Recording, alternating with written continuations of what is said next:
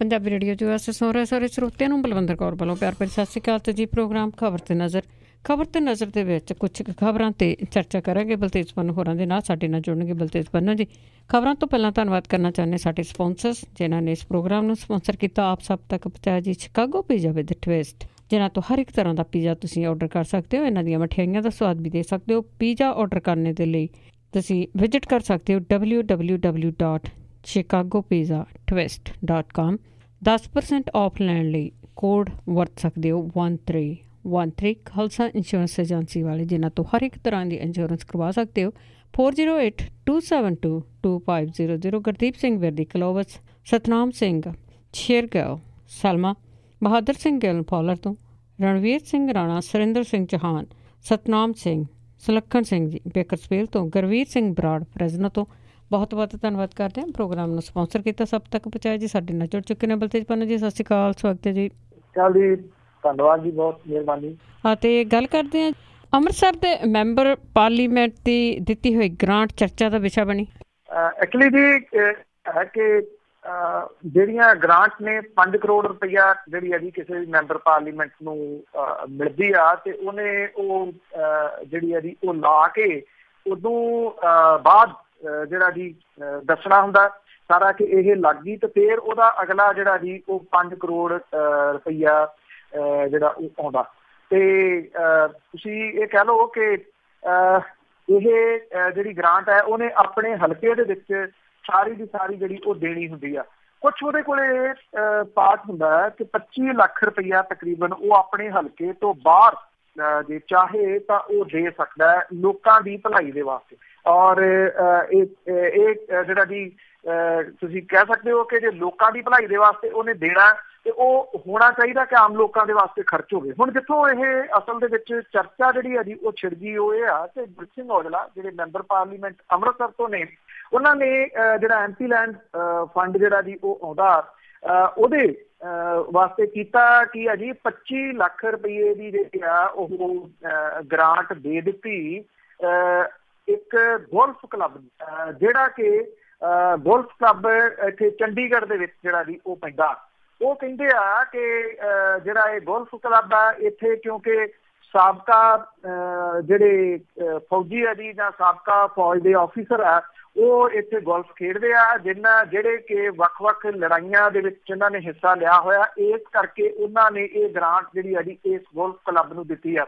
ਅਕਾਲੀ ਦਲ ਇਹਦੇ ਉੱਤੇ ਜਿਹੜਾ ਜੀ ਉਹਨੇ ਉਠਾਏ ਆ, ਉਹਨਾਂ ਨੇ ਇਹ ਗੱਲ ਜਿਹੜੀ ਆ ਜੀ ਕਹੀ ਆ ਕਿ ਇਉਂ ਜਿਹੜਾ MP ਆ ਉਹ MP ਲੈਂਡ ਫੰਡ ਦੇ ਵਿੱਚੋਂ ਕਿਸੇ ਨੂੰ ਗ੍ਰਾਂਟ ਜਿਹੜੀ ਆ ਉਹ ਦੇ ਨਹੀਂ ਸਕਦਾ ਬਾਹਰ ਜਿਹੜੀ ਆਪਣੇ ਹਲਕੇ ਤੋਂ। ਇਸ ਤਰ੍ਹਾਂ ਤਾਂ ਨਹੀਂ ਆ ਕਿ ਦੇ ਨਹੀਂ ਸਕਦਾ, ਪਰ ਦਿੱਤੀ ਕਿੱਥੇ ਆ ਇਹ ਸਵਾਲ ਜਿਹੜਾ ਜੀ ਉਹ ਜ਼ਰੂਰ ਹੈਗਾ। 25 ਲੱਖ ਰੁਪਈਆ ਜੇ ਦੇਖਿਆ ਜਾਂਦਾ ਜੇ ਕਿਸੇ ਜਿਹੜਾ ਜੀ ਲੋੜਵੰਦ ਨੂੰ ਜਿਹੜਾ ਉਹ ਦਿੱਤਾ ਜਾਂਦਾ, ਚਾਹੇ ਉਹ ਹਲਕੇ ਤੋਂ ਬਾਹਰ ਹੀ ਕਿਉਂ ਨਾ ਹੁੰਦਾ, ਤੇ ਉਹ ਕਿਸੇ ਜਿਹੜਾ ਜੀ ਕੰਮ ਆ ਸਕਦਾ ਸੀਗਾ। ਜਦੋਂ ਇਹ ਗ੍ਰਾਂਟ ਜਿਹੜੀ ਆ ਜੀ ਦਿੱਤੀ ਗਈ ਆ ਗੋਲਫ ਕਲੱਬ ਨੂੰ, ਜਿਹੜਾ ਕਿ ਆਮ ਲੋਕਾਂ ਦੀ ਤਾਂ ਅਪਰੋਚ ਤੋਂ ਬਾਹਰ ਹੈ, ਇਹ ਤਾਂ ਅਮੀਰਾਂ ਦੀ ਜਿਹੜੀ ਆ ਜੀ ਉਹ ਖੇਡ ਆ, ਉਹ ਵੀ ਅੰਮ੍ਰਿਤਸਰ ਤੋਂ ਕੋਈ 250 ਕਿਲੋਮੀਟਰ ਪਰਾਂ ਜਾ ਕੇ ਚੰਡੀਗੜ੍ਹ ਦੇ ਵਿੱਚ ਜਿਹੜੀ ਆ ਜੀ ਇਹ ਗੋਲਫ ਕਲੱਬ ਨੂੰ ਗ੍ਰਾਂਟ ਦੇਣੀ ਚਰਚਾ ਦਾ ਵਿਸ਼ਾ ਤਾਂ ਜਿਹੜਾ ਜੀ ਇਹਨੇ ਛੇੜਿਆ ਕਿ ਇੱਥੇ ਹੀ ਕਿਉਂ ਜਿਹੜੀ ਆ ਉਹ ਦਿੱਤੀ ਗਈ ਆ। ਹਾਲਾਂਕਿ ਜਿਹੜੇ ਆਫਿਸਰ ਨੇ ਡਿਪਟੀ ਕਮਿਸ਼ਨਰ ਨੇ ਉਹ ਇਹ ਕਹਿੰਦੇ ਆ ਕਿ ਗ੍ਰਾਂਟ ਦਿੱਤੀ ਜਾ ਸਕਦੀ ਆ, ਇਸ ਕਰਕੇ ਉਹਨਾਂ ਨੇ ਗ੍ਰਾਂਟ ਜਿਹੜੀ ਆ ਜੀ ਉਹ ਦਿੱਤੀ ਆ। ਭਾਵ ਕਿ ਇਲੀਗਲ ਜਾਂ ਇਹ ਨਿਯਮ ਤਾਂ ਬਾਹਰ ਨਹੀਂ ਹੈਗੀ, ਪਰ ਇਸ ਗੱਲ ਨੂੰ ਲੈ ਕੇ ਜਿਹੜੀ ਚਰਚਾ ਛਿੜਦੀ ਆ ਕਿ ਅੰਮ੍ਰਿਤਸਰ ਦੇ ਵਿੱਚ ਕੀ ਡਿਵੈਲਪਮੈਂਟ ਅਨਫ ਹੋਈ ਹੋਈ ਆ ਕਿ 25 ਲੱਖ ਰੁਪਏ ਦੀ ਗ੍ਰਾਂਟ ਜਿਹੜੀ ਉਹ ਜਾ ਕੇ ਗੋਲਫ ਕਲੱਬ ਨੂੰ ਉਹ ਵੀ ਚੰਡੀਗੜ੍ਹ ਦੇ ਵਿੱਚ ਜਾ ਕੇ ਦੇ ਦਿੱਤੀ ਜਾਵੇ। ਤੇ ਤਰਕ ਇਹ ਦਿੱਤਾ ਜਾਵੇ ਕਿ ਇਹ ਇਸ ਕਰਕੇ ਦਿੱਤੀ ਗਈ ਆ ਕਿ ਇੱਥੇ ਫੌਜੀ ਆਫਿਸਰ ਜਿਹੜੇ ਆ ਜੀ ਉਹ ਰਿਟਾਇਰਡ ਉਹ ਗੋਲਫ ਖੇਡਦੇ ਆ, ਇਸ ਕਰਕੇ ਦਿੱਤੀ। ਬਿਲਕੁਲ ਜੀ, ਮਿਲਦਾ ਤੇ ਫੌਜੀਆਂ ਨੂੰ ਵੀ ਬਹੁਤ ਕੁਛ ਆ, ਉਹਨਾਂ ਨੇ ਆਪਣੇ ਕੋਲੋਂ ਕੀ ਕੁਛ ਕੀਤਾ। ਤੇ ਅੱਗੇ ਆਮ ਆਦਮੀ ਪਾਰਟੀ ਪੰਜਾਬ ਦੇ ਵਿੱਚ ਜੋ ਕਲੇਸ਼ ਪਾਇਆ ਜਾ ਰਿਹਾ ਆ, ਉਸ ਦੇ ਵਿੱਚ ਖਹਿਰਾ ਤੇ ਸੰਧੂ ਦੇ ਵਿਰੁੱਧ ਕਾਰਵਾਈ ਹੋਣ ਦੇ ਚਾਂਸ। ਇਹ ਜਿਹੜੀ ਮੀਟਿੰਗ ਆ ਜੀ ਕੱਲ ਚੰਡੀਗੜ੍ਹ ਦੇ ਵਿੱਚ ਹੋਈ ਆ ਜੀ, ਇਸ ਮੀਟਿੰਗ ਦੇ ਵਿੱਚ ਪੰਜਾਬ ਦੇ ਜਿਹੜੇ ਡਿਸਟ੍ਰਿਕਟ ਪ੍ਰਧਾਨ ਨੇ ਉਹ ਸ਼ਾਮਲ ਹੋਏ ਨੇ। ਇਹਦੇ ਵਿੱਚ 5 ਜ਼ੋਨ ਜਿਹੜੇ ਬਣਾਏ ਹੋਏ ਆ ਆਮ ਆਦਮੀ ਪਾਰਟੀ ਨੇ, ਉਹਦੇ ਜਿਹੜੇ ਇੰਚਾਰਜ ਉਹ ਸ਼ਾਮਲ ਹੋਏ ਨੇ, ਸਰਕਲ ਪ੍ਰਧਾਨ ਤੇ ਬਾਕੀ ਆਗੂ ਜਿਹੜੇ ਜੀ ਸ਼ਾਮਲ ਹੋਏ ਆ।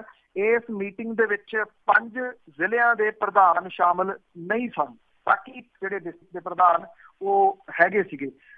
ਇਹ ਜਿਹੜੀ ਮੀਟਿੰਗ ਦੇ ਵਿੱਚ ਇੱਕ ਮਤਾ ਜਿਹੜਾ ਜੀ ਉਹ ਪਾਸ ਕੀਤਾ ਗਿਆ। ਸਾਰੇ ਜਿਹੜੇ ਆਗੂ ਨੇ ਉਹਨਾਂ ਨੇ ਇੱਕ ਸੁਰ ਦੇ ਵਿੱਚ ਇਹ ਮਤਾ ਪਾਸ ਕੀਤਾ ਔਰ ਇਹ ਪਤਾ ਲੱਗਿਆ ਕਿ ਜਿਹੜੀ ਸਿਆਸੀ ਬੰਬਾਰੀ ਆ ਉਹ 2 ਜਾਣਿਆਂ ਦੇ ਉੱਤੇ ਹੁੰਦੀ ਰਹੀ। ਇਹਦੇ ਵਿੱਚ ਇੱਕ ਤਾਂ ਹਲਕਾ ਭਲੱਖ ਤੋਂ MLA ਸੁਖਪਾਲ ਸਿੰਘ ਖਹਿਰਾ ਤੇ ਜਿਹੜਾ ਜੀ ਰੋਪੜ ਤੋਂ ਜਿਹੜੇ MLA ਨੇ ਕੰਵਰ ਸੰਧੂ ਹੁਰੀ, ਜਿਹੜੇ ਬਾਗੀ ਧੜੇ ਦੀ ਅਗਵਾਈ ਕਰ ਰਹੇ ਆ। ਇਹਨਾਂ ਦੋਨਾਂ ਦੇ ਉੱਤੇ ਹੀ ਜਿਹੜੀ ਹੈ ਜੀ ਉਹ ਸਿਆਸੀ ਬੰਬਾਰੀ ਹੁੰਦੀ ਰਹੀ ਔਰ ਜਿਹੜੇ ਇਕੱਠੇ ਹੋਏ ਸੀ ਆਗੂ ਉਹਨਾਂ ਨੇ ਜਿਹੜਾ ਜੀ ਇਹ ਗੱਲ ਕਹੀ ਕਿ ਹਾਈ ਕਮਾਂਡ ਜਿਹੜੀ ਹੈ ਜੀ ਇਹਦੇ ਉੱਤੇ ਸਖਤ ਐਕਸ਼ਨ ਲਵੇ।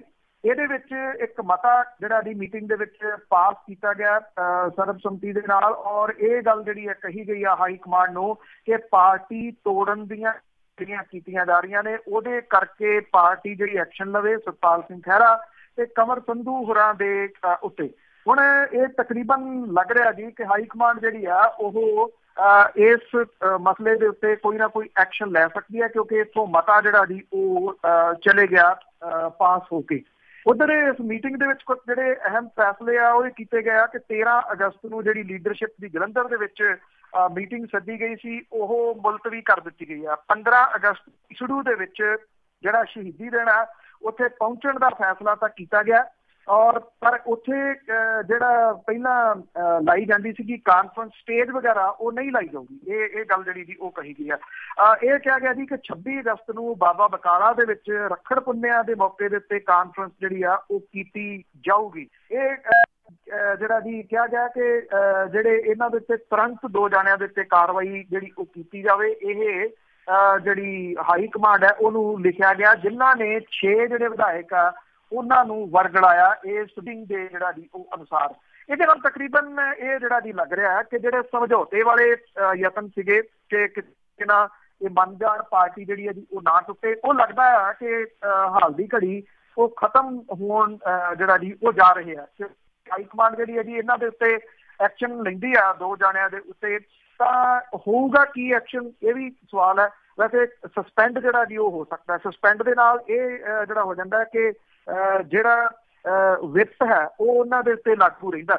ਵਿੱਤ ਦਾ ਮਤਲਬ ਇਹ ਆ ਕਿ ਜੇ ਕੱਲ ਨੂੰ ਮੰਨ ਲਓ ਪਾਰਟੀ ਨੂੰ ਜਿਹੜੀ ਹੈ ਜੀ ਉਹ ਜ਼ਰੂਰਤ ਪੈਂਦੀ ਆ ਵਿਧਾਨ ਸਭਾ ਦੇ ਵਿੱਚ ਹਾਜ਼ਰ ਹੋਣ ਦੇ ਵਾਸਤੇ ਵਿੱਤ ਜਾਰੀ ਕਰਨਾ ਪੈਂਦਾ, ਪਾਰਟੀ ਦੇ ਹੱਕ ਦੇ ਵਿੱਚ ਜਿਹੜੀ ਹੈ ਜੀ ਉਹ ਵੋਟਿੰਗ ਕਰਨੀ ਪੈਂਦੀ ਆ, ਨਹੀਂ ਕਰਦੇ ਤੇ ਫਿਰ ਉਹਦੇ ਨਾਲ ਇਹ ਹੁੰਦਾ ਜੀ ਕਿ ਉਹਨਾਂ ਦੀ ਮੈਂਬਰੀ ਜਿਹੜੀ ਆ ਉਹ ਜਾ ਸਕਦੀ ਹੈ। ਜੇ ਉਹ ਆਪ ਪਾਰਟੀ ਛੱਡਦੇ ਆ ਤੇ ਤਾਂ ਵੀ ਉਹਨਾਂ ਦੀ ਮੈਂਬਰੀ ਜਿਹੜੀ ਹੈ ਜੀ ਉਹ ਚਲੇ ਜਾਣੀ ਆ। ਜੇ ਪਾਰਟੀ ਉਹਨਾਂ ਨੂੰ ਕੱਢਦੀ ਆ ਉਹਨਾਂ ਦੀ ਮੈਂਬਰੀ ਨਹੀਂ ਜਾਂਦੀ, ਉਹਨਾਂ ਦੀ ਜਿਹੜੇ ਜੀ ਉਹ ਮੈਂਬਰਸ਼ਿਪ ਜਿਹੜੀ ਆ ਉਹ ਰਹਿੰਦੀ ਆ ਤੇ ਉਹ ਆਜ਼ਾਦ ਜਿਹੜੇ ਆ ਜੀ ਉਹ ਬਣ ਜਾਂਦੇ ਆ। ਫਿਰ ਉਹ ਕਿਸੇ ਹੋਰ ਜਗ੍ਹਾ ਦੇ ਉੱਤੇ ਜਿਹੜਾ ਜੀ ਜੇ ਜਾਂਦੇ ਆ ਕਿਸੇ ਹੋਰ ਪਾਰਟੀ ਦੇ ਵਿੱਚ ਜਾਂਦੇ ਆ ਫਿਰ ਉਹਨਾਂ ਦੇ ਉੱਤੇ ਜਿਹੜਾ ਜੀ ਉਹ ਲਾਗੂ ਹੋ ਸਕਦਾ। ਹੁਣ ਕੀ ਐਕਸ਼ਨ ਜਿਹੜਾ ਜੀ ਉਹ ਲੈਂਦੀ ਆ ਇਹ ਆਉਣ ਵਾਲਾ ਜਿਹੜਾ ਜੀ ਉਹ ਸਮਾਂ ਦੱਸੂਗਾ। ਪਰ ਇੰਨਾ ਹੈ ਕਿ ਤਕਰੀਬਨ ਜਿਹੜਾ ਪਾਟਕ ਪਿਆ ਹੋਇਆ ਪਾਰਟੀ ਦੇ ਵਿਚਾਲੇ, ਜਿਹੜਾ ਪਾੜ ਪਿਆ ਹੋਇਆ ਪਾਰਟੀ ਦੇ ਵਿਚਾਲੇ, ਉਹ ਲਗਭਗ ਇਸ ਪਾਸੇ ਵੱਲ ਨੂੰ ਜਿਹੜਾ ਜੀ ਉਹ ਜਾ ਰਿਹਾ ਕਿ ਪਾਰਟੀ ਦੇ ਵਿਚਾਲੀਆਂ ਜਿਹੜੀਆਂ 13 ਨੇ ਫਟਣ ਵੱਲ ਨੂੰ ਜਾ ਰਹੀਆਂ ਨੇ, ਪਾਰਟੀ 2 ਪਾੜ ਹੋਣ ਵੱਲ ਨੂੰ ਵੱਧ ਰਹੀ।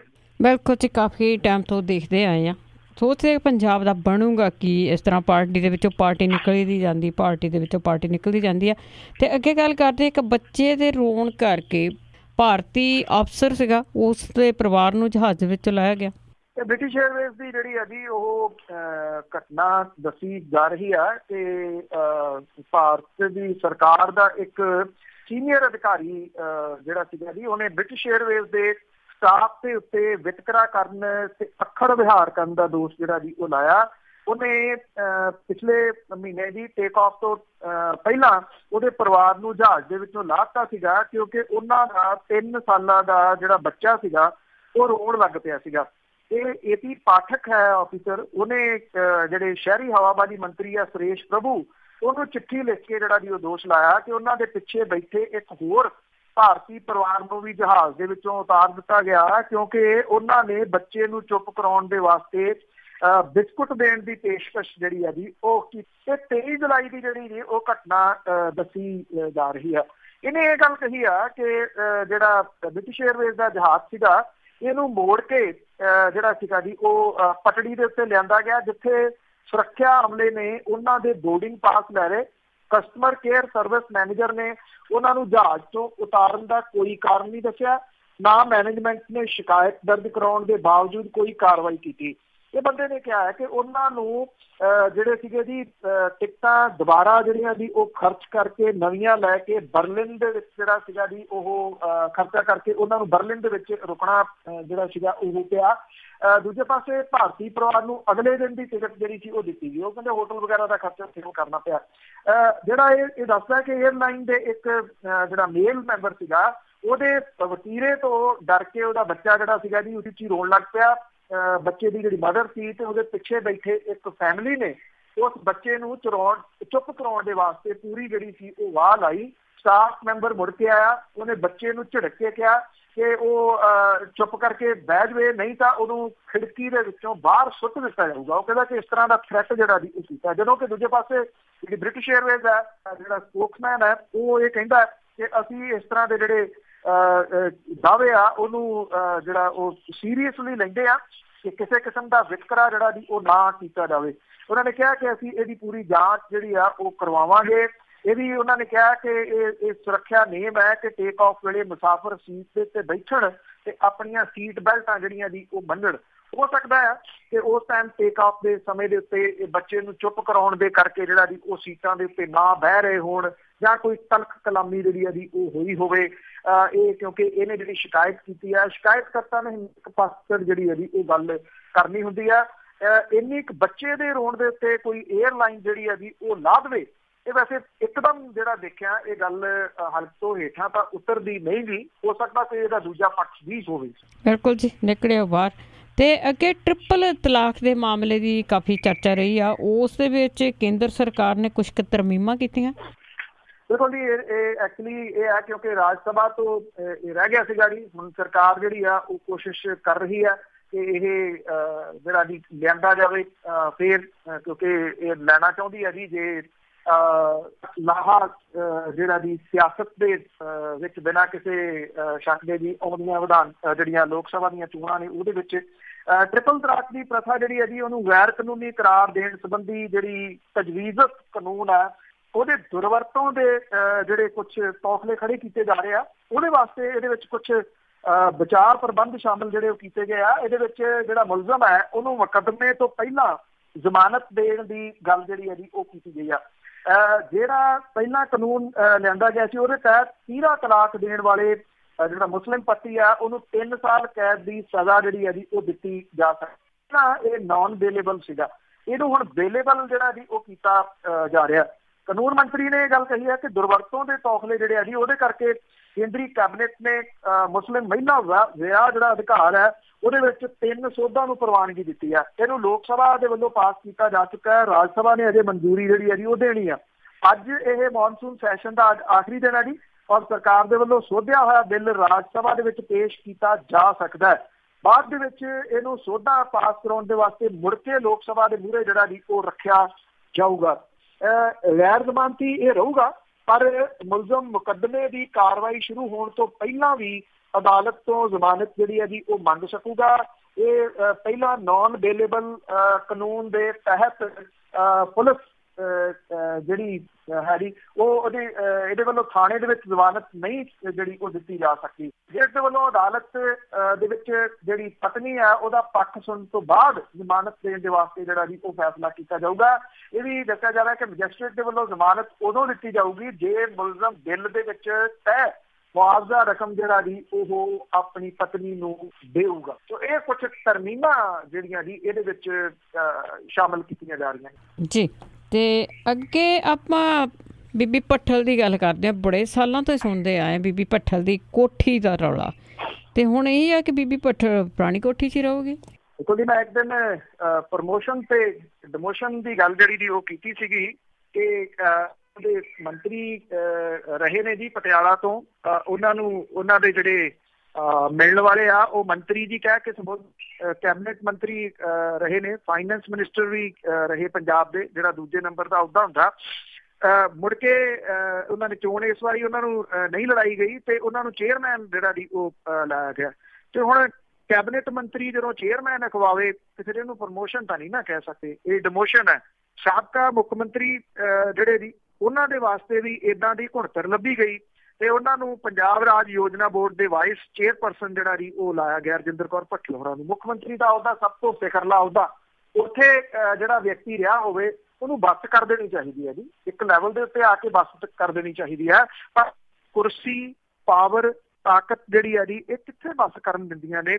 ਇੱਥੇ ਤਾਂ ਸਾਡੇ ਜਿਹੜੇ ਸਿਆਸਤਦਾਨ ਆ ਉਹ ਰਿਟਾਇਰ ਹੁੰਦੇ ਹੀ ਨਹੀਂ, ਰਿਟਾਇਰ ਹੀ ਹੁੰਦੇ ਆ। ਤੋ ਇਸ ਕਰਕੇ ਜਿਹੜਾ ਜੀ ਰਿਟਾਇਰ ਨਹੀਂ ਹੁੰਦੇ ਤੋ ਉਹ ਹੁਣ ਜਿਹੜਾ ਜੀ ਵਿਚਲਾ ਰਾਹ ਫੇਰ ਲੱਭਿਆ ਗਿਆ। ਉਹ ਕੋਠੀ ਵਾਲਾ ਮਾਮਲਾ ਜਿਹੜਾ ਜੀ ਉਹ ਚੱਲ ਰਿਹਾ। ਕੈਬਨਿਟ ਰੈਂਕ ਜਿਹੜਾ ਜੀ ਉਹ ਦੇ ਦਿੱਤਾ ਗਿਆ ਔਰ ਸੈਕਟਰ 2 ਵਿਚਲੀ ਸਰਕਾਰੀ ਕੋਠੀ ਦੇ ਵਿੱਚ ਹੀ ਰਜਿੰਦਰ ਕੌਰ ਭੱਠਲ ਹੋਰੀ ਜਿਹੜਾ ਜੀ ਉਹ ਰਹਿਣਗੇ। ਮੁੱਖ ਮੰਤਰੀ ਹੋਰਾਂ ਦੇ ਵੱਲੋਂ ਇਹਨੂੰ ਪ੍ਰਵਾਨ ਕਰ ਲਿਆ ਗਿਆ। ਜਿਹੜਾ ਆਮ ਪ੍ਰਸ਼ਾਸਨ ਹੈ ਉਹਨੇ ਵਾਈਸ ਚੇਅਰਪਰਸਨ ਰਜਿੰਦਰ ਕੌਰ ਭੱਠਲ ਹੋਰਾਂ ਨੂੰ ਸੈਕਟਰ 2 ਵਿਚਲੀ 8 ਨੰਬਰ ਸਰਕਾਰੀ ਕੋਠੀ ਦੇਣ ਲਈ ਇੱਕ ਤਜਵੀਜ਼ ਤਿਆਰ ਕੀਤੀ ਆ। ਉਹਨਾਂ ਨੂੰ ਯੋਜਨਾ ਬੋਰਡ ਦਾ ਵਾਈਸ ਚੇਅਰਪਰਸਨ ਬਣਾਉਣ ਦੇ ਨਾਲ ਕੈਬਨਿਟ ਰੈਂਕ ਵੀ ਦਿੱਤਾ ਗਿਆ। ਸਰਕਾਰੀ ਕੋਠੀ ਦੇ ਵਿੱਚ ਬਾਕੀ ਸੁੱਖ ਸਹੂਲਤਾਂ ਸਾਰੀਆਂ ਜਿਹੜੀਆਂ ਜੀ ਉਹ ਮੰਨਣਗੇ। ਉਹਨਾਂ ਦੇ ਕੋਲੇ ਪਹਿਲਾਂ ਮੁੱਖ ਮੰਤਰੀ ਦੀ ਸਰਕਾਰੀ ਰਿਹਾਇਸ਼ ਦੇ ਨਾਲ ਵਾਲੀ ਸੈਕਟਰ 46 ਨੰਬਰ ਕੋਠੀ ਹੁੰਦੀ ਸੀ, ਪਰ ਪਿਛਲੀ ਵਾਰ ਕਾਂਗਰਸ ਨੇ ਵੀਰ ਜਾਖੜ ਹੋਰਾਂ ਨੂੰ ਵਿਰੋਧੀ ਧਿਰ ਦਾ ਆਗੂ ਬਣਾਤਾ ਤੇ ਉਹਨਾਂ ਨੂੰ ਇਹ ਕੋਠੀ ਜਿਹੜੀ ਦੀ ਉਹ ਅਲਾਟ ਹੋਈ ਸੀ। ਬਾਦਲ ਸਰਕਾਰ ਨੇ ਸਾਬਕਾ ਮੁੱਖ ਮੰਤਰੀ ਨੂੰ ਕੋਠੀ ਨੰਬਰ 8 ਅਲਾਟ ਕੀਤੀ ਸੀਗੀ। 17 ਦੀਆਂ ਚੋਣਾਂ ਦੇ ਵਿੱਚ ਰਜਿੰਦਰ ਕੌਰ ਭੱਠਲ ਹੋਰੀ ਰਹਿਰੇ ਜਾਗੇ ਤੋਂ ਚੋਣ ਹਾਰ ਗਏ ਸਨ ਤੇ ਇਹ ਕੋਠੀ ਵਾਲਾ ਜਿਹੜਾ ਮਾਮਲਾ ਸੀਗਾ ਜੀ ਇਹ ਭਖਿਆ ਕਿਉਂਕਿ 84 ਲੱਖ ਰੁਪਇਆ ਜਿਹੜਾ ਜੀ ਇਹਦਾ ਕਿਰਾਇਆ ਬਣਦਾ ਸੀਗਾ।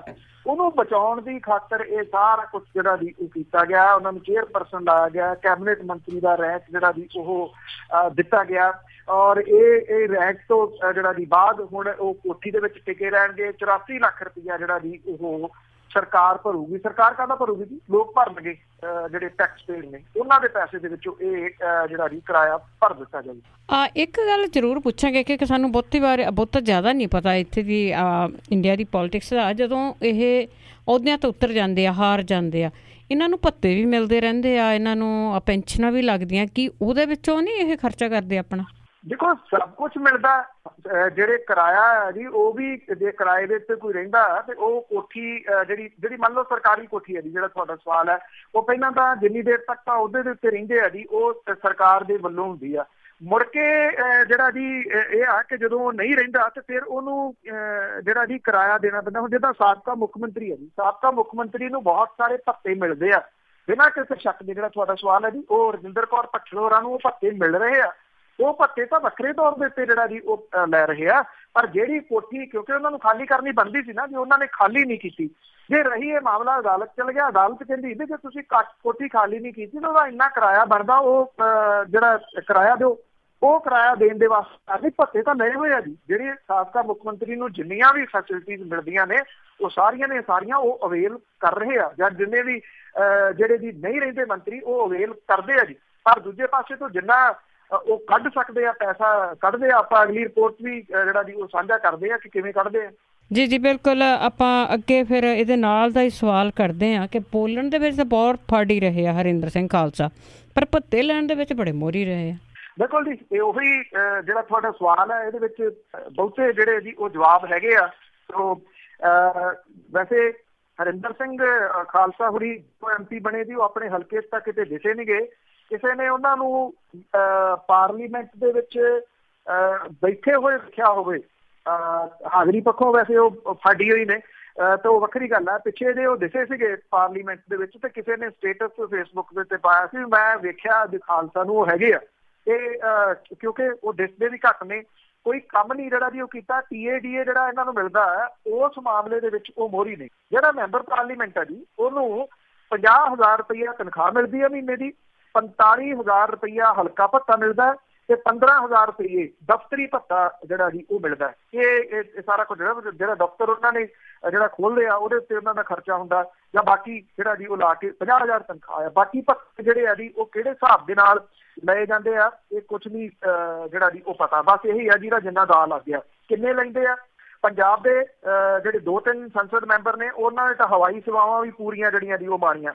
ਫਤਿਹਗੜ੍ਹ ਸਾਹਿਬ ਤੋਂ ਮੈਂਬਰ ਪਾਰਲੀਮੈਂਟ ਹਰਿੰਦਰ ਸਿੰਘ ਖਾਲਸਾ ਹੋਰਾਂ ਨੇ 1 ਅਪ੍ਰੈਲ 15 ਤੋਂ 30 ਜੂਨ 18 ਤੱਕ ਕਰੀਬ 40 ਲੱਖ 39,73,000 ਰੁਪਏ ਦਾ TADA ਜਿਹੜਾ ਜੀ ਉਹ ਲਿਆ। कैलकुलेट कर लो, रोज का 3400 रुपया वो TADA का ही लै रहे हैं रोज का, और महीने का 1,01,000 रुपया जिहड़ा जी वो भत्तियां का ही चुक रहे हैं। MP खालसा संसद दे विच कारगुजारी उहदी जीरो आ, उन्होंने कोई विषय जिहड़ा जी वो नहीं उठाया, ना वो बोले। और सब तो वध जिहड़ा भत्ता लैण दा रिकॉर्ड नाम पंजाब के मैंबर पार्लीमेंट के विचों जिहड़ा जी वो आ गया। कहते जी भज नठ बहुत करते हैं, भज नठ कित्थे करते आ ये नहीं पता, हल्के तो जींदे नहीं, मैंबर पार्लीमेंट वजों नखिद्ध ने, फिर भी भत्ते लैण च मूरी ने। मैंबर पार्लीमेंट पटियाला तो डॉक्टर धर्मवीर गांधी होरी ਜਿਹੜੇ ਜੀ ਉਹ ਜਿਹੜੇ ਸਭ ਤੋਂ ਘੱਟ ਭੱਤੇ ਲੈਣ ਵਾਲੇ ਮੈਂਬਰ ਪਾਰਲੀਮੈਂਟ ਨੇ ਉਹਨਾਂ ਦੇ ਵਿੱਚੋਂ ਨੇ। ਉਹਨਾਂ ਨੇ 6,53,000 ਰੁਪਏ ਦੇ ਭੱਤੇ ਇੰਨੇ ਹੀ ਸਮੇਂ ਦੇ ਵਿੱਚ ਅਪ੍ਰੈਲ 15 ਤੋਂ ਜੂਨ 18 ਤੱਕ ਦੇ ਜਿਹੜਾ ਜੀ ਉਹ ਲਏ ਆ। ਉਹਨਾਂ ਨੇ ਸਿਰਫ 2 ਵਾਰੀ ਹਵਾਈ ਸਫ਼ਰ ਕੀਤਾ, ਬਾਕੀ ਸਫ਼ਰ ਉਹਨਾਂ ਨੇ ਸੜਕਾਂ ਦੇ ਰਾਹੀਂ ਜਿਹੜਾ ਜੀ ਉਹ ਕੀਤਾ। ਭੱਤੇ ਲੈਣ ਦੇ ਵਿੱਚ ਦੂਜਾ ਨੰਬਰ ਵੱਧ ਭੱਤੇ ਲੈਣ ਦੇ ਵਿੱਚ ਅਕਾਲੀ MP ਸ਼ੇਰ ਸਿੰਘ ਘੁਬਾਇਆ ਦਾ ਜੀ, ਉਹਨੇ 39 ਮਹੀਨਿਆਂ ਦੇ ਵਿੱਚ 29 ਲੱਖ ਰੁਪਈਆ TADA ਦਾ ਲੈ ਲਿਆ ਜੀ। ਤੀਜੇ ਨੰਬਰ ਦੇ ਉੱਤੇ ਪ੍ਰੇਮ ਸਿੰਘ ਚੰਦੂ ਮਾਜਰਾ ਜਿਹਨੇ 27,90,000 ਰੁਪਏ ਦੇ TADA ਜਿਹੜੇ ਜੀ ਉਹ ਲਏ। ਅਕਾਲੀ ਦਲ ਇਹਦੇ ਉੱਤੇ ਤਰਕ ਦਿੰਦਾ ਕਿ ਉਹਨਾਂ ਨੂੰ ਭੱਜ ਨੱਠ ਬਹੁਤ ਰਹਿੰਦੀ ਆ, ਬਹੁਤ ਸਾਰੇ ਥਾਵਾਂ ਦੇ ਉੱਤੇ ਉਹਨਾਂ ਨੂੰ ਜਿਹੜਾ ਜੀ ਉਹ ਜਾਣਾ ਪੈਂਦਾ। ਸੰਗਰੂਰ ਤੋਂ ਮੈਂਬਰ ਪਾਰਲੀਮੈਂਟ ਭਗਵੰਤ ਮਾਨ ਜਿਹੜਾ ਜੀ ਉਹ ਸਭ ਤੋਂ ਘੱਟ ਭੱਤੇ ਲੈਣ ਵਾਲਿਆਂ ਦੇ ਵਿੱਚ ਸ਼ਾਮਲ ਹੈ। ਡਾਕਟਰ ਗਾਂਧੀ ਹੋਰਾਂ ਤੋਂ ਬਾਅਦ ਜਿਹੜੇ ਭਗਵੰਤ ਮਾਨ ਨੇ ਜਿਹੜੇ ਜੀ ਇਹਨਾਂ 18 ਮਹੀਨਿਆਂ ਦੇ ਜਿਹੜੇ ਭੱਤੇ ਆ 6,000 ਰੁਪਇਆ ਜਿਹੜਾ ਜੀ ਉਹ ਲਿਆ। ਜਿਹੜੇ ਡਾਕਟਰ ਗਾਂਧੀ ਨੇ ਉਹਨਾਂ ਨੇ 6,54,000 ਰੁਪਇਆ ਜਿਹੜਾ ਉਹ ਲਿਆ, ਭਾਵ ਕਿ 30,000 ਰੁਪਇਆ ਜਿਹੜਾ ਜੀ ਉਹ ਵੱਧ ਲਿਆ ਡਾਕਟਰ ਗਾਂਧੀ ਹੋਰਾਂ ਤੋਂ। ਉਹਨੇ ਬਹੁਤਾ ਜਿਹੜਾ ਸਫ਼ਰ ਹੈ ਭਗਵੰਤ ਮਾਨ ਨੇ ਉਹ ਸੜਕ ਦੇ ਰਾਹੀਂ ਤੇ ਰੇਲ ਦੇ ਰਾਹੀਂ ਜਿਹੜਾ ਉਹ ਕੀਤਾ। ਤੇ ਬਾਕੀਆਂ ਦੀ ਜਿਹੜੀ ਜੀ ਉਹ ਗੱਲ ਕਰ ਲਈਏ, ਪ੍ਰੋਫੈਸਰ ਸਾਧੂ ਸਿੰਘ ਹੋਰੀ ਹੈ ਤਾਂ ਲੋਅਰ ਲੈਵਲ ਦੇ ਉੱਤੇ, ਉਹ ਵੀ 8,88,000 ਰੁਪਇਆ ਉਹਨਾਂ ਨੇ ਜਿਹੜਾ ਜੀ ਉਹ TADA ਦਾ ਵਸੂਲ ਕੀਤਾ। ਲੁਧਿਆਣੇ ਤੋਂ ਕਾਂਗਰਸ ਦੇ MP ਰਵਨੀਤ ਸਿੰਘ ਬਿੱਟੂ ਨੇ 11,67,000 ਰੁਪਇਆ, ਚੌਧਰੀ ਸੰਤੋਖ ਸਿੰਘ ਹੋਰਾਂ ਨੇ 11,82,000 ਰੁਪਇਆ, ਰਣਜੀਤ ਸਿੰਘ ਬ੍ਰਹਮ ਨੇ 12,39,000 ਰੁਪਇਆ ਇਹਨਾਂ ਭੱਤਿਆਂ ਦੇ ਰੂਪ ਦੇ ਵਿੱਚ ਜਿਹੜਾ ਜੀ ਉਹ ਲਿਆ। ਤੇ ਉਹਨਾਂ ਨੂੰ ਕੰਮ ਬਹੁਤ ਰਹਿੰਦਾ ਜੀ। ਸੋ ਕੰਮ ਜਿਹੜਾ ਸਭ ਤੋਂ ਵੱਧ ਰਹਿੰਦਾ ਕਾਗਜ਼ਾਂ 'ਚ ਉਹ ਹਰਿੰਦਰ ਸਿੰਘ ਖਾਲਸਾ ਹੋਰਾਂ ਨੂੰ ਜਿਹੜਾ ਜੀ ਉਹ ਰਹਿੰਦਾ। ਇਸ ਕਰਕੇ ਉਹਨਾਂ ਦੇ ਭੱਤੇ ਜਿਹੜੇ ਆ ਜੀ ਉਹ ਪਹਿਲੇ ਨੰਬਰ ਦੇ ਉੱਤੇ ਆ। ਉਂਝ ਵੈਸੇ ਇਹ ਆ ਉਹ ਦੇਖਦਾ ਨੀਗਾ ਉਹਨਾਂ ਦਾ ਕੰਮ, ਸ਼ਾਇਦ ਹਵਾ ਜੀ ਕਿਤੇ ਕਰਦੇ ਆ ਜੀ। ਜੀ ਬਿਲਕੁਲ। ਇੱਕ ਵਾਰੀ ਬੋਲੇ ਸੀਗੇ ਕਿ ਭਗਵੰਤ ਮਾਨ ਤੋਂ ਸ਼ਰਾਬ ਦਾ ਮੁਸ਼ਕ ਬਹੁਤ ਆਉਂਦਾ, ਬਾਅਦ ਵਿੱਚ ਨਹੀਂ ਉਹ ਦਿਸੇ ਜੀ ਕਿਤੇ ਵੀ। ਤੇ ਬਾਕੀ ਅਕਾਲੀਆਂ ਦਾ ਵਫਦ ਰਾਜਪਾਲ ਨੂੰ ਮਿਲਿਆ ਪਰ ਭਾਜਪਾ ਨੇ ਉਸ ਤੋਂ ਕਿਨਾਰਾ ਕੀਤਾ। ਬਿਲਕੁਲ ਜੀ। ਐਕਚੁਅਲੀ ਅਕਾਲੀ ਦਲ ਜਿਹੜਾ ਨਾ ਜੀ ਉਹ ਕੀ ਕਰ ਰਿਹਾ, ਉਹ ਇਸ ਵੇਲੇ ਮੁੱਦੇ ਨੂੰ ਟਰਨ ਦੇਣ ਦੀ ਕੋਸ਼ਿਸ਼ ਦੇ ਵਿੱਚ ਹੈ। ਕਿਉਂਕਿ ਜਿੰਨੇ ਦਿਨਾਂ ਤੋਂ ਆਪਾਂ ਇੱਥੇ ਚਰਚਾ ਜਿਹੜਾ ਜੀ ਉਹ ਜਸਟਿਸ ਰਣਜੀਤ ਸਿੰਘ ਹੋਰਾਂ ਦੇ ਕਮਿਸ਼ਨ ਦੀ ਰਿਪੋਰਟ ਦਾ ਕਰ ਰਹੇ ਹਾਂ, ਇਹ ਨਹੀਂ ਹੈਗਾ ਕਿ ਇੱਥੇ ਚਰਚਾ ਹੋ ਰਿਹਾ, ਚਰਚਾ ਇੱਥੇ ਪੰਜਾਬ ਦੇ ਵਿੱਚ ਵੀ ਜਿਹੜਾ ਜੀ ਉਹਦਾ ਹੋ ਰਿਹਾ। ਇਹ ਵੱਖਰੀ ਗੱਲ ਹੈ ਕਿ ਸੋਸ਼ਲ ਮੀਡੀਆ ਦੇ ਉੱਤੇ ਲੋਕ ਜਿਹੜੇ ਨੇ ਉਹ ਬਹੁਤੇ ਅਜੇ ਉਸ ਦੂਜੀ ਘੁੰਮਣ ਘੇਰੀ ਦੇ ਵਿੱਚ ਹੀ ਜਿਹੜਾ ਜੀ ਉਹ ਪਏ ਹੋਏ ਆ। ਇਹਦਾ ਧਿਆਨ ਬਹੁਤਾ ਹੈ ਨਹੀਂ ਗਾ ਲੋਕਾਂ ਦਾ ਇਹਦੇ ਵੱਲ। ਸ਼ਾਇਦ ਇਹ ਸਭ ਤੋਂ ਵੱਧ ਅਕਾਲੀ ਦਲ ਦੇ ਵਾਸਤੇ ਰਾਹਤ ਵਾਲੀ ਜਿਹੜੀ ਗੱਲ ਹੈ ਕਿ ਲੋਕ ਅਜੇ ਵੀ ਗੁਰੂ ਗ੍ਰੰਥ ਸਾਹਿਬ ਦੀ ਬੇਅਦਬੀ ਵਾਲੇ ਮਾਮਲੇ ਦੇ ਉੱਤੇ ਬੋਲ ਨਹੀਂ ਰਹੇ, ਬਿਲਕੁਲ ਘੁੰਗਣੀਆਂ ਮੂੰਹ 'ਚ ਪਾ ਕੇ ਜਿਹੜਾ ਜੀ ਉਹ ਬੈਠੇ ਆ। ਲੋਕ ਇਸ ਇਸ਼ੂ ਨੂੰ ਨਹੀਂ ਉਠਾ ਰਹੇ। ਅਕਾਲੀ ਦਲ ਦੇ ਜਿਹੜੇ ਬੁਲਾਰੇ ਨੇ ਜਿਹੜੇ ਹਰ ਗੱਲ ਦੇ ਉੱਤੇ ਆਪਣਾ ਤਰਕ ਦੇਣਾ ਜ਼ਰੂਰੀ ਸਮਝਦੇ ਆ। ਉਹ ਇੱਕ ਸ਼ੇਅਰ ਹੈ ਕਿ ਟਾਂਗ ਟੂਟੀ ਸਹੀ ਅੜਾਏ ਰੱਖੀਏ, ਉਹ ਅੜਾਈ ਰੱਖਦੇ ਆ ਜਿਹੜੀ ਜਿਲਾ ਕਿਸੇ ਨਾ ਕਿਸੇ ਮਾਮਲੇ ਦੇ ਵਿੱਚ। ਉਹਨਾਂ ਦੇ ਬੁਲਾਰੇ ਚੀਮਾ ਸਾਹਿਬ ਨੇ, ਪ੍ਰੇਮ ਸਿੰਘ ਚੰਦੂ ਮਾਜਰਾ ਹੋਰੀ ਨੇ, ਇੱਕ ਦੋ ਹੋਰ ਹੈਗੇ ਇੱਦਾਂ ਦੇ। ਇਸ ਮਾਮਲੇ ਦੇ ਉੱਤੇ ਉਹ ਐਸੇ ਠੰਡੇ ਪਏ ਆ, ਗੱਲ ਹੀ ਨਹੀਂ ਕਰਦੇ ਰਣਜੀਤ ਸਿੰਘ ਕਮਿਸ਼ਨ ਦੇ ਰਿਪੋਰਟ ਦੀ। ਉੱਥੋਂ ਪਰੇ ਨੂੰ ਜਿਹੜਾ ਜੀ ਹੋ ਕੇ ਲੰਘ ਜਾਂਦੇ ਆ। ਤੁਸੀਂ ਪਿਛਲੇ ਤਕਰੀਬਨ ਜੇ ਹਫ਼ਤੇ ਦਾ ਲਾ ਲਓ, ਜਦੋਂ ਤੋਂ ਜ਼ਿਆਦਾ ਮਸਲਾ ਜਿਹੜਾ ਜੀ ਉਹ ਉਭਰਿਆ, ਨਾ ਤਾਂ ਦਲਜੀਤ ਸਿੰਘ ਚੀਮਾ ਨਾ ਪ੍ਰੇਮ ਸਿੰਘ ਚੰਦੂ ਮਾਜਰਾ ਹੋਰੀ ਉਹ ਬਿਆਨ ਹੀ ਨਹੀਂ ਦਿੰਦੇ, ਕਿਸੇ ਵੀ ਮਾਮਲੇ ਦੇ ਉੱਤੇ ਬਿਆਨ ਨਹੀਂ ਦਿੰਦੇ। ਵੀ ਜਦੋਂ ਸਾਹਮਣੇ ਆਏ ਤੇ ਸਵਾਲ ਜਿਹੜਾ ਜੀ ਪੱਤਰਕਾਰ ਕਿਤੇ ਰਣਜੀਤ ਸਿੰਘ ਕਮਿਸ਼ਨ ਵਾਲਾ ਨਾ ਪੁੱਛ ਲੈਣ, ਫਿਰ ਉਹਦਾ ਕੀ ਜਵਾਬ ਦੇਵਾਂਗੇ, ਜਿਹਦੇ ਵਿੱਚ ਸਿੱਧਮ ਸਿੱਧੀ ਦਖਲਅੰਦਾਜ਼ੀ ਜਿਹੜੀ ਜੀ ਉਹ CMO ਦੀ ਸਾਹਮਣੇ ਆ ਰਹੀ ਹੈ, ਚੀਫ ਮਿਨਿਸਟਰ ਆਫਿਸ ਦੀ। ਉਹ ਕੀ ਕਰ ਰਹੇ ਆ ਹੁਣ, ਦੂਜੇ ਮਾਮਲਿਆਂ ਨੂੰ ਜਿਹੜਾ ਜੀ ਇਹਨੂੰ ਹੋਰ ਪਾਸੇ ਲਾਉਣ ਦੀ ਕੋਸ਼ਿਸ਼ ਜਿਹੜੀ ਉਹ ਕਰ ਰਹੇ ਆ। ਲੋਕਪਾਲ ਦੇ ਵਾਸਤੇ ਰਿਟਾਇਰਡ ਜਸਟਿਸ ਮਹਿਤਾਬ ਸਿੰਘ ਗਿੱਲ ਦੀ ਨਿਯੁਕਤੀ ਦਾ ਵਿਰੋਧ ਕਰਨ ਨੂੰ ਲੈ ਕੇ ਰਾਜਪਾਲ ਨੂੰ ਮੰਗ ਪੱਤਰ ਦੇਣ ਦੇ ਵਾਸਤੇ ਅਕਾਲੀ ਦਲ ਜਿਹੜਾ ਜੀ ਗਿਆ। ਜਿਹੜੀ ਪ੍ਰੈਸ ਰਿਲੀਜ਼ ਆਈ ਸੀਗੀ ਪਹਿਲਾਂ ਅਕਾਲੀ ਦਲ ਦੀ, ਉਹਦੇ ਵਿੱਚ ਇਹ ਕਿਹਾ ਗਿਆ ਸੀਗਾ ਕਿ ਭਾਰਤੀ ਜਨਤਾ ਪਾਰਟੀ ਦੇ ਪੰਜਾਬ ਸੂਬਾਈ ਪ੍ਰਧਾਨ ਜਿਹੜੇ ਨੇ ਇਹਦੇ ਵਿੱਚ ਸ਼ਾਮਲ ਹੋਣਗੇ। ਭਾਰਤੀ ਜਨਤਾ ਪਾਰਟੀ ਤੇ ਅਕਾਲੀ ਦਲ ਦਾ ਵਫਦ ਉਹ ਜਾਊਗਾ ਜੀ ਰਾਜਪਾਲ ਦੇ ਕੋਲੇ। ਇਹ ਮੰਗ ਪੱਤਰ ਦੇਣ ਦੇ ਵਾਸਤੇ ਕਿ ਅਸੀਂ ਵਿਰੋਧ ਕਰਦੇ ਹਾਂ ਜਿਹੜੇ ਮਹਿਤਾਬ ਸਿੰਘ ਗਿੱਲ ਹੋਰਾਂ ਦੀ ਨਿਯੁਕਤੀ ਦਾ। ਅੱਛਾ, ਵਫਦ ਦਾ ਜਿਹੜਾ ਜੀ ਉਹ ਚਲੇ ਗਿਆ, ਪਰ ਜਿਹੜੀ ਭਾਰਤੀ ਜਨਤਾ ਪਾਰਟੀ ਸੀ ਉਹ ਕਿਨਾਰਾ ਕਰ ਗਈ। ਇਹ ਇਸ ਵੇਲੇ ਰਾਜਸੀ ਹਲਕਿਆਂ ਦੇ ਵਿੱਚ ਚਰਚਾ ਦਾ ਵਿਸ਼ਾ ਜਿਹੜਾ ਜੀ ਉਹ ਬਣ ਰਿਹਾ ਕਿ ਜਿਹੜਾ ਸੀਗਾ ਜੀ ਅਕਾਲੀ ਦਲ ਵਾਲੇ ਤਾਂ ਚਲੇ ਗਏ ਤੇ ਬੀਜੇਪੀ ਵਾਲੇ ਜਿਹੜਾ ਜੀ ਉਹ ਪਿੱਛੇ ਰਹਿ ਗਏ, ਉਹ ਪਹੁੰਚੇ ਹੀ ਨਹੀਂ। ਸੂਬੇ ਦੇ ਪ੍ਰਧਾਨ ਸ਼ਵੇਤ ਮਲਿਕ, ਭਾਜਪਾ ਦਾ ਕੋਈ ਵੱਡਾ ਅਹੁਦੇਦਾਰ, ਸਾਬਕਾ ਮੰਤਰੀ, ਸਾਬਕਾ ਪ੍ਰਧਾਨ ਵਫਦ ਦੇ ਵਿੱਚ ਸ਼ਾਮਲ ਜਿਹੜਾ ਜੀ ਉਹ ਨਹੀਂ ਹੋਇਆ। ਜਾ ਕੇ ਇਹਨਾਂ ਨੇ ਜਿਹੜਾ ਜੀ ਵਫਦ ਨੇ ਰਾਜਪਾਲ ਨੂੰ ਦਿੱਤਾ ਔਰ ਇਹ ਕਿਹਾ ਕਿ ਮਹਿਤਾਬ ਸਿੰਘ ਗਿੱਲ ਦੀ ਲੋਕਪਾਲ ਵਜੋਂ ਨਿਯੁਕਤੀ ਜਿਹੜੀ ਆ ਜੀ ਇਹਨੂੰ ਪ੍ਰਵਾਨਗੀ ਨਾ ਦੇਣ, ਕਿਉਂਕਿ ਜਸਟਿਸ ਗਿੱਲ ਇਸ ਤਰ੍ਹਾਂ ਦੇ ਵਕਾਰੀ ਅਹੁਦੇ ਦੇ ਵਾਸਤੇ ਲੋੜੀਂਦੀਆਂ ਸੰਵਿਧਾਨਕ, ਸਿਆਸੀ ਤੇ ਨੈਤਿਕ ਸ਼ਰਤਾਂ ਪੂਰੀਆਂ ਨਹੀਂ ਕਰਦੇ। ਉਹਨਾਂ ਨੇ ਇਹ ਕਿਹਾ ਕਿ ਲੋਕਪਾਲ ਵਿਵਾਦ ਤੇ ਸਿਆਸਤ ਤੋਂ ਰਹਿਤ ਬੰਦਾ ਜਿਹੜਾ ਜੀ ਉਹ ਹੋਣਾ ਚਾਹੀਦਾ। ਉਹਨਾਂ ਨੇ ਇਹ ਵੀ ਕਿਹਾ ਕਿ ਪੰਜਾਬ ਲੋਕਪਾਲ ਐਕਟ ਅਨੁਸਾਰ ਵੀ ਜੱਜ ਦੀ ਵਕਾਰੀ ਅਹੁਦੇ ਦੇ ਉੱਤੇ ਨਿਯੁਕਤੀ ਨੂੰ ਜਿਹੜਾ ਜੀ ਉਹ ਰੋਕਿਆ ਜਾਣਾ ਚਾਹੀਦਾ। ਹੁਣ ਇਹ ਸਵਾਲ ਜਿਹੜਾ ਜੀ ਵੱਡਾ ਹੋ ਕੇ ਜ਼ਰੂਰ ਸਾਹਮਣੇ ਆ ਰਿਹਾ ਕਿ ਭਾਰਤੀ ਜਨਤਾ ਪਾਰਟੀ ਨੇ ਕਿਨਾਰਾ ਕਿਉਂ ਕੀਤਾ। ਸ਼ਾਇਦ ਇੱਥੋਂ ਮੈਂ ਗੱਲ ਸ਼ੁਰੂ ਕੀਤੀ ਸੀ, ਉਹ ਇੱਕ ਰੀਜ਼ਨ ਜਿਹੜਾ ਜੀ ਉਹ ਹੋ ਸਕਦਾ। ਪਤਾ ਭਾਰਤੀ ਜਨਤਾ ਪਾਰਟੀ ਨੂੰ ਵੀ ਆ ਕਿ ਬੇਸ਼ੱਕ ਇਸ ਵੇਲੇ ਪੰਜਾਬੀ ਜਿਹੜੇ ਆ ਜੀ ਉਹ ਸੋਸ਼ਲ ਮੀਡੀਆ ਦੇ ਰਾਹੀਂ ਜਾਂ ਉਂਝ ਇੱਕ ਮਸਲੇ ਦੇ ਮਗਰ ਲੱਗੇ ਹੋਏ ਆ, ਜਿਹੜਾ ਆਮ ਆਦਮੀ ਪਾਰਟੀ ਵਾਲਾ, ਇਸ ਕਰਕੇ ਉਹਨਾਂ ਨੂੰ ਅਜੇ ਭੁੱਲਿਆ ਹੋਇਆ ਗੁਰੂ ਗ੍ਰੰਥ ਸਾਹਿਬ ਦੀ ਬੇਅਦਬੀ ਵਾਲਾ ਮੁੱਦਾ। ਜੇ ਯਾਦ ਆਉਂਦਾ ਆ, ਜਦੋਂ ਉਹਨਾਂ ਨੂੰ ਯਾਦ ਆਇਆ ਤੇ ਫਿਰ ਹੋ ਸਕਦਾ ਇਸ ਪਾਸੇ ਤੁਰਨ। ਜੇ ਇਸ ਪਾਸੇ ਤੁਰੇ ਤੇ ਸਰਕਾਰ ਤੇ ਦਬਾਅ ਪਊਗਾ ਇਹਦੇ ਉੱਤੇ ਕਾਰਵਾਈ ਨੂੰ ਲੈ ਕੇ। ਜੇ ਤਾਂ ਉਹਦੇ ਵਿੱਚ ਸਿੱਧਾ ਨਾਮ ਜਿਹੜਾ ਜੀ ਉਹ ਉਸ ਪਰਿਵਾਰ ਦਾ ਬੋਲਣਾ ਸ਼ੁਰੂ ਹੋ ਗਿਆ ਜੀ ਡਾਇਰੈਕਟਲੀ। ਇਸੇ ਕਰਕੇ ਜਸਟਿਸ ਰਣਜੀਤ ਸਿੰਘ ਕਮਿਸ਼ਨ ਦੀ ਰਿਪੋਰਟ ਤੋਂ ਡਰਦੇ ਸੀਗੇ ਜਿਹੜੇ ਜੀ ਅਕਾਲੀ ਦਲ ਵਾਲੇ। ਉਹ ਤਾਂ ਸਾਰਾ ਕੁਝ ਹੋ ਗਿਆ। ਜੇ ਅਕਾਲੀ ਦਲ ਲਪੇਟਿਆ ਜਾਊਗਾ ਤੇ ਭਾਰਤੀ ਜਨਤਾ ਪਾਰਟੀ ਨਾਲ ਜਿਹੜੀ ਹੈ ਜੀ ਉਹ ਲਪੇਟੀ ਜਾਣੀ ਹੈ, ਉਹਦੀ ਭਾਈਵਾਲ।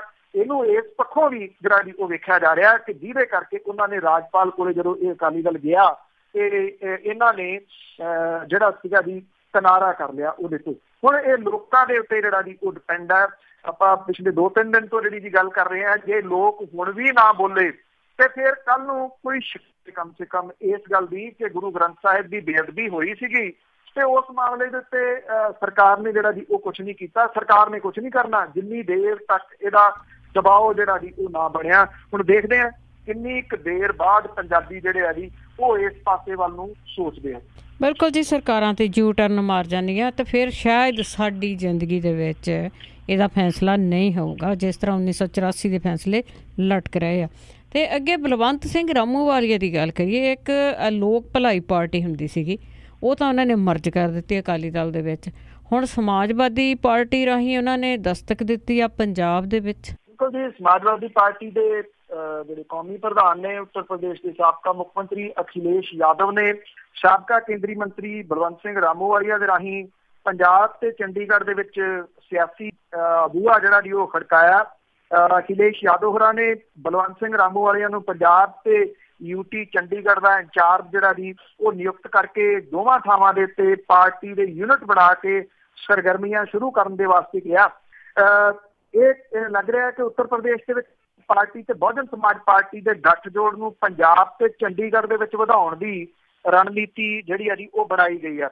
ਸ਼ਾਇਦ ਹੋ ਸਕਦਾ ਹੈ ਅਖਿਲੇਸ਼ ਯਾਦਵ ਹੋਰਾਂ ਦੀ ਇਹ ਸੋਚ ਹੋਵੇ ਕਿ ਇੱਥੇ ਪੰਜਾਬ ਦੇ ਵਿੱਚ ਜਿਵੇਂ ਤੀਜਾ ਬਦਲ ਉੱਭਰਿਆ ਸੀਗਾ ਤੇ ਉਹ ਜਿਸ ਟਾਈਪ ਦੇ ਨਾਲ ਇਸ ਵੇਲੇ ਜੋ ਕਹਾਣੀ ਉਹਨਾਂ ਦੀ ਬਣੀ ਹੋਈ ਆ, ਉਹਨਾਂ ਨੂੰ ਲੱਗਦਾ ਕਿ ਇੱਥੋਂ ਕਿਤੇ ਰਾਹ ਲੱਭਿਆ ਜਾ ਸਕਦਾ। ਬਸਪਾ ਤੇ ਸੱਪਾ ਇੱਥੇ ਵੀ ਜਿਹੜੀਆਂ ਦੀ ਉਹ ਰਲ ਸਕਦੀਆਂ ਨੇ। ਸੱਪਾ ਦਾ ਪੰਜਾਬ ਦੇ ਵਿੱਚ ਕੋਈ ਆਧਾਰ ਨਹੀਂ ਹੈਗਾ ਸਮਾਜਵਾਦੀ ਪਾਰਟੀ ਦਾ, ਕਿਸੇ ਕਿਸਮ ਦੀ ਉਹਨਾਂ ਦੀ ਕੋਈ ਪਹਿਲਾਂ ਸਰਗਰਮੀ ਨਹੀਂ ਦਿਸੀ। ਹੁਣ ਜਦੋਂ ਕਿ ਲੋਕ ਸਭਾ ਦੀਆਂ ਚੋਣਾਂ ਆ ਰਹੀਆਂ ਨੇ, ਉਸ ਤੋਂ ਐਨ ਪਹਿਲਾਂ ਇਸ ਤਰ੍ਹਾਂ ਦੀ ਕੋਈ ਪਾਰਟੀ ਜਿਹੜੀ ਉਹ ਖੜੀ ਹੋ ਜਾਊਗੀ, ਉਹਦਾ ਢਾਂਚਾ ਤਿਆਰ ਹੋ ਜਾਊਗਾ। ਇੰਨਾ ਈਜ਼ੀ ਨਹੀਂ ਹੁੰਦਾ ਕੋਈ ਪਾਰਟੀ ਜਿਹੜੀ ਜੀ ਉਹ ਬਣਾ ਲੈਣੀ, ਕੋਈ ਪਾਰਟੀ ਜਿਹੜੀ ਉਹ ਖੜੀ ਕਰ ਲੈਣੀ, ਕੋਈ ਆਧਾਰ ਹੋਵੇ। ਹਾਂ, ਜਿਹੜਾ ਸ਼ਾਇਦ ਸਮਾਜਵਾਦੀ ਪਾਰਟੀ ਜਿਹੜੀ ਹੈ ਜੀ ਉਹ ਇਸ ਚੀਜ਼ ਦੇ ਉੱਤੇ ਟੇਕ ਰੱਖ ਸਕਦੀ ਆ। ਪੰਜਾਬ ਦੇ ਦਲਿਤ ਭਾਈਚਾਰੇ ਦੀ 32% ਦੇ ਕਰੀਬ ਆਬਾਦੀ ਆ। ਪੰਜਾਬ ਤੇ ਚੰਡੀਗੜ੍ਹ ਦੇ ਵਿੱਚ ਉੱਤਰ ਪ੍ਰਦੇਸ਼ ਤੋਂ ਆਏ ਜਿਹੜੇ ਪ੍ਰਵਾਸੀ ਮਜ਼ਦੂਰ ਜਿਹੜੇ ਪੱਕੇ ਵਸ ਗਏ ਇੱਥੇ, ਇੱਥੋਂ ਦੇ ਉਹ ਬਾਸ਼ਿੰਦੇ ਬਣ ਗਏ, ਇੱਥੋਂ ਦੇ ਉਹਨਾਂ ਦੇ ਆਧਾਰ ਕਾਰਡ ਬਣ ਗਏ, ਇੱਥੋਂ ਦੇ ਉਹਨਾਂ ਦੀਆਂ ਵੋਟਾਂ ਬਣ ਗਈਆਂ। ਉਹਨਾਂ ਦੇ ਉੱਤੇ ਇਹ ਉਸ ਵੋਟਾਂ ਦੇ ਉੱਤੇ ਨਿਗਾਹ ਜਿਹੜੀ ਹੈ ਜੀ ਇਹਨਾਂ ਦੀ ਹੋ ਸਕਦੀ ਆ। ਬਲਵੰਤ ਸਿੰਘ ਰਾਮੂਵਾਲੀਆ ਹੋਰੀ ਜਿਨ੍ਹਾਂ ਨੂੰ ਕਿ ਅਕਾਲੀ ਦਲ ਨੇ ਅਕਾਲੀ ਦਲ ਦੀਆਂ ਉੱਤਰ ਪ੍ਰਦੇਸ਼ ਦੇ ਵਿੱਚ ਜੜ੍ਹਾਂ ਲੱਭਣ ਦੇ ਵਾਸਤੇ ਭੇਜਿਆ ਸੀਗਾ, ਜਾਓ ਜਾ ਕੇ ਪਤਾ ਕਰੋ ਵੀ ਉੱਥੇ ਕੋਈ 2 ਸੀਟਾਂ ਤੇ ਆਪਾਂ ਚੋਣ ਲੜ ਸਕਦੇ ਹਾਂ। ਉਹ ਜੜ੍ਹਾਂ ਲੱਭਣ ਦੇ ਵਾਸਤੇ ਗਏ ਸੀ, ਆਪਣੀਆਂ ਜੜ੍ਹਾਂ ਤੇ ਪਤਾ ਉਦੋਂ ਲੱਗਿਆ ਸੀਗਾ ਜਦੋਂ ਚੁੱਪ ਕੀਤੀ ਉਹਨਾਂ ਨੇ ਉੱਤਰ ਪ੍ਰਦੇਸ਼ ਦੇ ਵਿੱਚ ਇੱਕ ਮੰਤਰੀ ਵਜੋਂ ਜਿਹੜੀ ਆ ਜੀ ਉਹ ਸਹੁੰ ਚੱਕ ਲਈ ਸੀਗੀ। ਹੁਣ ਉਸੇ ਸਮਾਜਵਾਦੀ ਪਾਰਟੀ ਨੇ ਸਮਾਜਵਾਦੀ ਪਾਰਟੀ ਦੀਆਂ ਜੜ੍ਹਾਂ ਲੱਭਣ ਦੇ ਵਾਸਤੇ ਉਹਨਾਂ ਨੂੰ ਪੰਜਾਬ ਦੇ ਵਿੱਚ ਭੇਜਿਆ। ਕੀ ਹੁੰਦਾ ਇਹ ਤਾਂ ਆਉਂਦੇ ਦਿਨ ਜਿਹੜੇ ਜੀ ਉਹ ਦੱਸਣਗੇ। ਰਾਮੂਵਾਲੀਆ ਜਿਹੜੇ ਕਿ ਪਿਛਲੇ ਕੁਝ ਸਮੇਂ ਤੋਂ ਜਦੋਂ ਤੋਂ ਉੱਤਰ ਪ੍ਰਦੇਸ਼ ਤੋਂ ਵਿਹਲੇ ਹੋ ਗਏ ਆ ਉਦੋਂ ਤੋਂ ਇੱਥੇ ਹੱਥ ਪੈਰ ਤਾਂ ਜਿਹੜਾ ਜੀ ਉਹ ਚਲਾ ਰਹੇ ਆ ਕਿ ਕਿਸੇ ਤਰੀਕੇ ਦੇ ਨਾਲ ਪੰਜਾਬ ਦੇ ਵਿੱਚ ਕੋਈ ਉਹਨਾਂ ਦੀ ਆਵਾਜ਼ ਜਿਹੜੀ ਉਹ ਸੁਣੇ ਤੇ ਉਹ ਗਾਂਹ ਜਿਹੜਾ ਜੀ ਉਹ ਤੁਰ ਸਕਣ। ਸਮਾਜਵਾਦੀ ਪਾਰਟੀ ਦੇ ਰੂਪ ਦੇ ਵਿੱਚ ਉਹ ਸਕਸੈਸਫੁਲ ਹੋ ਸਕਣਗੇ, ਇਹ ਅਜੇ ਬਹੁਤ ਵੱਡਾ ਸਵਾਲ ਹੀ ਹੈ ਜੀ। ਜੀ ਬਿਲਕੁਲ, ਇਹ ਜੜ੍ਹਾਂ ਇੱਥੇ ਲਾ ਕੇ ਪਤਾ ਨਹੀਂ ਕਿਹਨੂੰ ਦੇਣੀਆਂ। ਬਹੁਤ ਬਹੁਤ ਧੰਨਵਾਦ ਬਲਤੇਜ ਪੰਨੂ ਜੀ। ਮਿਹਰਬਾਨੀ ਜੀ, ਧੰਨਵਾਦ ਜੀ, ਸਤਿ ਸ਼੍ਰੀ ਅਕਾਲ। ਸਤਿ ਸ਼੍ਰੀ ਅਕਾਲ ਜੀ। ਤੇ ਸਰੋਤੇ ਸਨ ਬਲਤੇਜ ਪੰਨੂ ਜੀ ਸਾਡੇ ਨਾਲ ਜੁੜਦੇ ਨੇ, ਕਰਦੇ ਨੇ ਖਬਰਾਂ। ਇਸੇ ਦੇ ਨਾਲ ਸਾਡਾ ਅੱਜ ਦਾ ਬੁਲਟਨ ਇੱਥੇ ਸਮਾਪਤ। ਬਲਵਿੰਦਰ ਕੌਰ ਵੱਲੋਂ ਆਪ ਸਭ ਨੂੰ ਹੀ ਪਿਆਰ ਭਰੀ ਸਤਿ ਸ਼੍ਰੀ ਅਕਾਲ।